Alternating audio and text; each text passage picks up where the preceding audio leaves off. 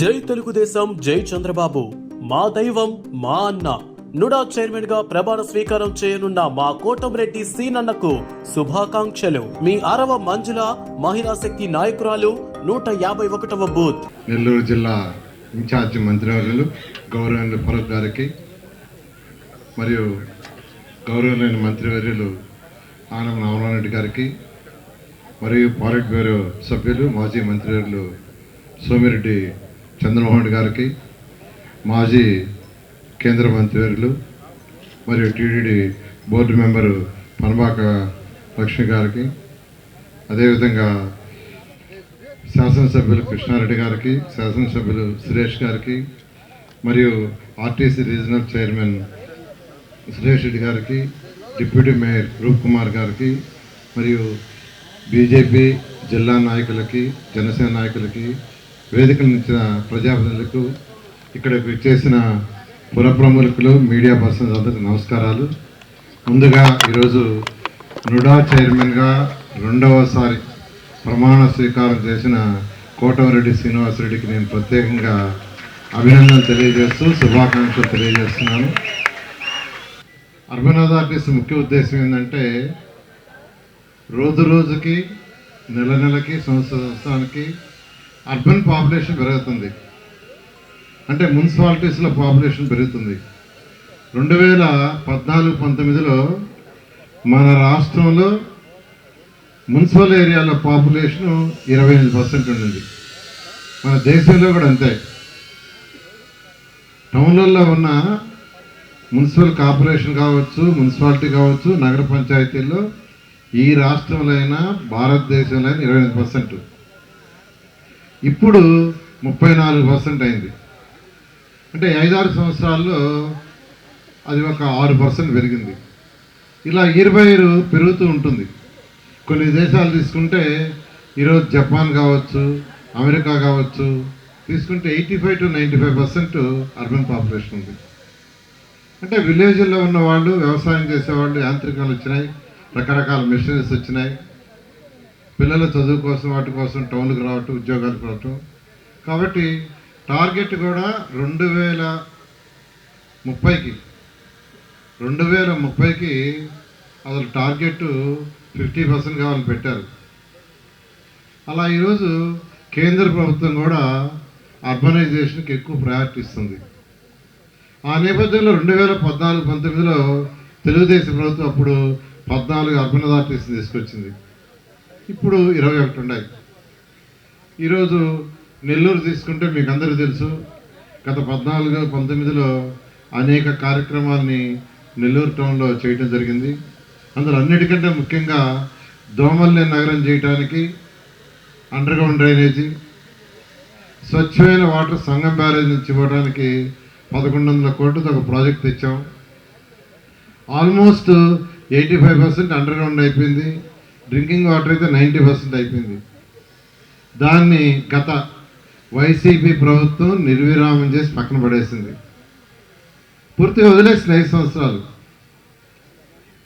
ఆ రోజు లోన్గా తెచ్చాం హట్కో నుంచి. అది నెల్లూరు మున్సిపల్ కార్పొరేషనే భరించేదిగా తెచ్చాం ఫస్ట్. తర్వాత నెల్లూరు కార్పొరేషన్ భరించలేదు, కట్టలేరు సార్ వాళ్ళ ట్యాక్సులు అని ముఖ్యమంత్రి గారికి చెప్తే దాన్ని మళ్ళా క్యాబినెట్లో పెట్టి, అసెంబ్లీలో పెట్టి రాష్ట్ర ప్రభుత్వం భరించేదట్టుగా చేశారు. అంటే నెల్లూరు ప్రజలకి పైసా ఖర్చు లేకుండా ఆ 1100 కోట్లు దాని ఇంట్రెస్ట్ రాష్ట్ర ప్రభుత్వం కట్టేదట్టుగా. అయితే ప్రభుత్వం 2019 తర్వాత 165 కోట్లు నుడాలో మిగిలిపోయింది. ఆ నుడాని తెచ్చుకుంటే ఆ ప్రాజెక్ట్ అయిపోయేది. ఈ 5 సంవత్సరాలు దాని జోలికే పోలేవాళ్ళు. గత 5 సంవత్సరాలు నేను ఈ మధ్య ముఖ్యమంత్రి గారిని అడిగి మళ్ళా ఢిల్లీ పోయి అట్టుకోవాళ్ళతో మాట్లాడి దాన్ని మళ్ళీ ఇచ్చేదానికి ఒప్పించా. ఈ విధంగా ఈరోజు నెల్లూరుకి ఏదైతే ఆగిపోయిందో ఆ ప్రాజెక్ట్ మళ్ళీ స్టార్ట్ చేస్తున్నాం. ఈ మధ్య ఆ ఏజెంట్స్కి ఒక 25 కోట్లు కూడా ట్రాన్స్ఫర్ చేయడం జరిగింది.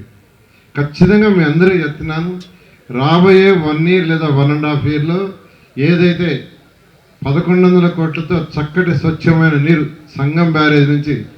ఎందుకు సార్ సంగం బ్యారేజ్ నెల్లూరు పక్కన ఉంది కదంటే, సంగం బ్యారేజ్లో 365 రోజులు నీళ్ళు ఉంటాయి. నెల్లూరు బ్యారేజ్లో 350 పూర్తిగా నీళ్లు ఉండవు. అందుకని అక్కడి నుంచి లైన్ తీసుకొచ్చాం. అదేవిధంగా దోమల్లే నగరం ఉండాలంటే ఇంక డ్రైన్స్ వర్షం వచ్చినప్పుడు నీళ్లు పోవటానికి ఉండాలి. అలాంటి కార్యక్రమాన్ని గత ప్రభుత్వం వైసీపీ వాళ్ళు తెలుగుదేశం మీద కోపంతో ఆ మంచి పేరు మాకు వస్తుందని ప్రజల్ని ఇబ్బంది పెట్టారు. కానీ ఈ దీన్ని కంప్లీట్ చేస్తాను. తర్వాత ఈరోజు టౌన్ ప్లానింగ్ కావచ్చు, లేఅవుట్స్ కావచ్చు, రాష్ట్రంలో ప్రజలు చాలా ఇబ్బంది పడుతున్నారు. ఒక ప్లాన్ అప్రూవల్ కావాలంటే వాళ్ళు అదేదో ఒక 3 నెలల్లో 6 నెలల్లో సంవత్సరం అన్నట్టుగా, ఒక లేఅవుట్ అప్రూవల్ కావాలని అలాగనే ఉంది. ఇవన్నీ ప్రభుత్వ రంగానే స్టడీ చేయడం జరిగింది. అనేక రాష్ట్రాలకి, దాదాపు 20 రాష్ట్రాలకి, భారతదేశంలో ఉన్న 20 రాష్ట్రాలకి అధికారులు పంపించాను కమిటీలు వేసి. ఈ మధ్య మీ కమిషనర్ గారు కూడా పంపించి ఆ రాష్ట్రాల్లో బిల్డింగ్ అప్రూవల్స్లో రూల్స్ అండ్ రెగ్యులేషన్స్ ఎలా ఉన్నాయి, లేఅవుట్స్లో ఎలా ఉన్నాయి స్టడీ చేసి, కమిటీలు వేసి స్టడీ చేసి రిపోర్ట్ తయారు చేసి ముఖ్యమంత్రి గారికి సబ్మిట్ చేశాం. ముఖ్యమంత్రి గారు యాక్సెప్ట్ చేశారు.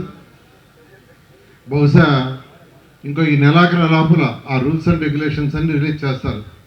వీటన్నిటిలో కంటే ముఖ్యమైనది ఏంటంటే, ఎక్కువ అందరికీ అవసరమైంది, ఒక లేఅవుట్ వేయాలంటే, ఎవరు లేఅవుట్ వేయాలన్నా ఈరోజు 12 మీటర్ల రోడ్డు వెడల్పు ఉండాలి మినిమం.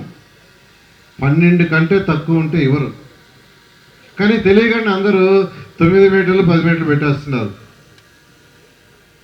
కానీ అనేక దేశ విదేశాలు స్టడీ చేస్తే ఎక్కువ రాష్ట్రాల్లో ఎక్కువ 9 మీటర్లే ఉంది. దాన్ని యాక్చువల్గా ముఖ్యమంత్రి గారు యాక్సెప్ట్ చేశారు. అంతేకాదు, అన్నిటికంటే ఇంపార్టెంట్ ఏంటంటే బిల్డింగ్ అప్రూవల్స్, స్థలం ఎన్ని ఎకరాలైనా 5 అంతస్తుల వరకు 15 మీటర్ల వరకు ఎవరైతే డిజైన్ చేస్తారో ఆ యొక్క లైసెన్స్ సర్వేయర్ ఆర్ ఇంజనీర్ ఆన్లైన్లో పెట్టి అమౌంట్ కట్టేస్తే మున్సిపాలిటీకి అది అప్రూవ్డ్. ఇంకెవరి పర్మిషన్ అవసరం లేదు. ఇప్పుడున్న ఆన్లైన్ సిస్టమ్ అయితే సర్వేయర్ దాంట్లో పెట్టి, సర్వర్లో కంప్యూటర్లో పెట్టి డబ్బులు కట్టేసిన తర్వాత 15 రోజుల లోపల మన మున్సిపాలిటీ వాళ్ళు వచ్చి వెరిఫై చేసి అప్రూవ్డా కాదని ఫైనల్కి ఇస్తారు. తీసేసాం. అయితే తేడా కానిస్తే కన్స్ట్రక్షన్లో ఆ లైసెన్స్ సర్వే యొక్క లైసెన్స్ క్యాన్సిల్ చేస్తాం, అతని మీద క్రిమినల్ కేసులు పెడతాం. అంటే రూల్స్ చాలా లిబరలైజ్ చేసాం, బట్ స్ట్రిక్ట్గా ఉండబోతున్నాం. ఇప్పుడే చంద్రమోహన్ గారు చెప్పారు, రామనారాయణ గారు చెప్పారు, అందరూ చెప్పారు. రూల్స్ చాలా లిబరలైజ్ చేసాం. భారతదేశంలో ఉన్న అన్ని రాష్ట్రాల్లో స్టడీ చేసి ఏదైతే బెస్ట్, ప్రజలకు ఇబ్బంది లేకుండా ఉండే అన్నీ తీసుకొచ్చాం. ఈ మంత్రికి అన్నీ రిలీజ్ చేస్తానని తెలియజేస్తాను. అదేవిధంగా అర్బన్ అథారిటీ అంటే యాక్చువల్గా మెయిన్గా నేను అనేక రాష్ట్రాల్లో అర్బన్ అథారిటీ స్టడీ చేశాను. 2016-17లో సిక్కో భారతదేశంలో పెద్ద అర్బన్ అథారిటీ బాగా డెవలప్ చేసేది సిక్కో బాంబే. 2016-17 2 రోజులు ఉండే వాళ్ళ ఆఫీస్లో. వాళ్ళకి 1971లో 100 కోట్లు ప్రభుత్వం ఇచ్చింది అర్బన్ అథారిటీస్ డెవలప్ చేయమని. వాళ్ళు ల్యాండ్స్ సేకరించి వాటిని లేఅవుట్స్ వేసి అమ్మి, నేను 2016లో సిక్కో అర్బన్ అథారిటీకి పోతే బాంబేలో 11,000 కోట్ల రూపాయలు వాడు బ్యాంకులో డిపాజిట్ ఉంది. 11,000 కోట్ల రూపాయలు. నేను మళ్ళీ మొన్న పోయాను, లాస్ట్ మంత్ పోయొచ్చాను. మంత్రి కాగానే లాస్ట్ మంత్ అధికారులు తీసుకుపోయాను. పోతే ఈసారి పోయేటప్పటికి వాళ్ళు మెట్రో రైలు వాళ్ళ సొంత డబ్బులతో నిర్మించారు. ఈరోజు మన రాష్ట్ర ప్రభుత్వం నిర్మించే స్టేజ్లో లేదు. ఒక సిక్కో అర్బన్ అథారిటీ. ఎయిర్పోర్ట్ కొత్తది కడుతుంటే 28% షేర్ పెట్టారు వాళ్ళు. ఇవన్నీ స్టడీ చేశాను. మళ్ళా కమిషన్లందరూ కూడా డిఫరెంట్ అర్బన్ అథారిటీస్ పంపించా, అన్ని స్టడీస్ తెప్పించా. ఇవన్నీ చూసిన తర్వాత రాష్ట్రంలో ఉన్న అన్ని అర్బన్ అథారిటీస్కి ముఖ్యమంత్రి గారు చెప్పి, మన రాష్ట్రంలో కూడా అర్బన్ అథారిటీ డెవలప్ కావాలంటే ల్యాండ్స్ కావాలి. ఈ సిట్కో కానీ ఇవన్నీ కూడా ల్యాండ్స్ తీసుకొని వాటి లేఅవుట్ చేయటం హెచ్ఐజీ ఎంఐజీ కట్టడం ఇన్కమ్ జనరేట్ చేశారు. దాంతో ప్రజలకు water lines, sewerage lines, strong water lines ఇవన్నీ వేశారు. మున్సిపాలిటీలో డెవలప్మెంట్ చేయాలంటే అర్బన్ అథారిటీస్కి ఇన్కమ్ రావాలా, ఇన్కమ్ రాందే చేయలేము. ఇన్కమ్ రావాలంటే వాళ్ళకి ల్యాండ్స్ గవర్నమెంట్ ఇవ్వాలా. ల్యాండ్స్ అన్నీ జేసీ గారి కంట్రోల్లో ఉంటాయి, జేసీల కంట్రోల్లో ఉంటాయి. అందుకని అన్ని అర్బన్ అథారిటీస్కి జాయింట్ కమిషనర్స్ని ఈరోజు యాక్చువల్గా జేసీలని వీసీలుగా పెట్టాం. ఎక్కడైతే మున్సిపల్ కార్పొరేషన్స్ అవి ఉంటాయో, ఎక్కడైతే మున్సిపల్ కార్పొరేషన్స్కి ఆల్రెడీ ఐఏఎస్ నెల్లూరు, రాజమండ్రి, కాకినాడ, గుంటూరు, విజయవాడ, విశాఖపట్నం, తిరుపతిలో వాళ్ళనే పెట్టాం. ఇలా అనేక మార్పులు ఈ 6 నెలల్లో చేశాం. ఖజానా లేదు, డబ్బులు జనరేట్ చేయాలా, జనరేట్ చేయిందే మున్సిపాలిటీస్ కానీ అర్బన్ అథారిటీస్ కానీ ముందుకు పోవు, ఏం చేయాలా. అందుకని అనేక రాష్ట్రాల్లో స్టడీ చేసి యాక్చువల్గా ఈరోజు ముందుకు పోతున్నాం. మీ అందరికీ తెలియజేస్తున్నాను. నెల్లూరు ఖచ్చితంగా ఇప్పుడు చంద్రమోహన్ గారు అన్నారు, మా ఇల్లు ఎక్కడంటే పెంటదిబ్బలని చేస్తారు. నేను నిన్నే కమిషనర్ గారితో, అక్కడ సెక్రటరీ గారితో, డైరెక్టర్ గారితో, స్వచ్ఛాంధ్ర కార్పొరేషన్ ఎండీతో నిన్న మీటింగ్ పెట్టాను. ఆ మీటింగ్లో చంద్రమోహన్ రెడ్డి గారి ఇంటికాడ దాదాపు 1,00,000 చిల్లర 1,50,000 టన్నులు ఉంది. అదేవిధంగా మన డంప్ యార్డ్లో 6 లక్షల చిల్లర ఉంది. ఇది ప్లస్ తిరుపతి, రాజమండ్రి, కాకినాడకి టెండర్ పిలవమన్నాను. ఒక వారంలో 10 రోజుల్లో టెండర్ పిలుస్తున్నారు. ఈ మొత్తాన్ని కూడా జూలై ఎండ్కి అక్కడ ఏమీ ఉండకూడదని యాక్చువల్గా నిన్నే ఆర్డర్ ఇచ్చాను సార్, మీకు చెప్తున్నాను. బహుశా ఈ నెలాఖరాకి పిలిస్తే 14 రోజుల్లో తర్వాత టెండర్ కంప్లీట్ అవుతుంది. బహుశా నెక్స్ట్ మంత్ 20-25వ తేదీకి దాన్ని స్టార్ట్ చేస్తారు. జూలై ఎండ్కి ఎటువంటి పరిస్థితుల్లో కూడా మీ ఇంటికి పోయే దాంట్లో ఉండదని మీకు తెలియజేస్తున్నాను. నిన్నే రివ్యూ చేసి వచ్చాను.